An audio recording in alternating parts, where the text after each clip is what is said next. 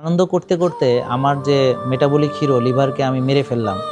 হ্যাঁ? শুধু তাকে একদম চর্বিতে চুবায়ে ফেললাম। তাকে চর্বিতে বুড়িয়ে ফেললাম। খুবই দুঃখজনক। এমন কিছু প্রমোট করুন যেটা মানুষের সুস্বাস্থ্যের কল্যাণের জন্যে কাজে লাগে। এই জিনিস প্লাস সাইজ গার্ল আমার ঈদ আসলে তো মন খারাপ হয়, কারণ আমি চারপাশে দেখি সবাই মন মতো শপিং করতেছে, বাট একটা দোকানে গিয়ে যদি আমি অফ দ্য র্যাক আমার সাইজের জামা কাপড় পাই, সেটা তো কখনোই হয়ে ওঠে না।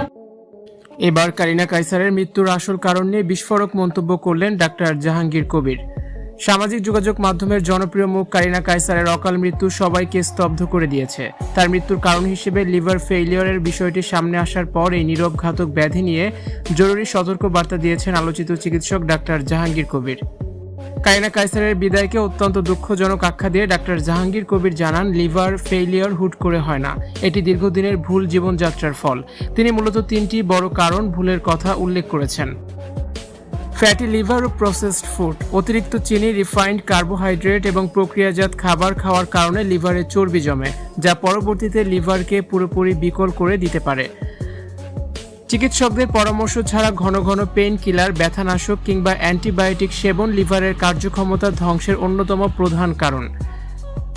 জন্ডিস, অতিরিক্ত ক্লান্তি বা হজমের সমস্যাকে সাধারণভাবে অবহেলা করার কারণে রোগটি শেষ পর্যায়ে গিয়ে ধরা পড়ে। এই লক্ষণগুলো অবহেলা করা একদমই অনুচিত বলে মন্তব্য করেছেন ডাক্তার জাহাঙ্গীর কবির।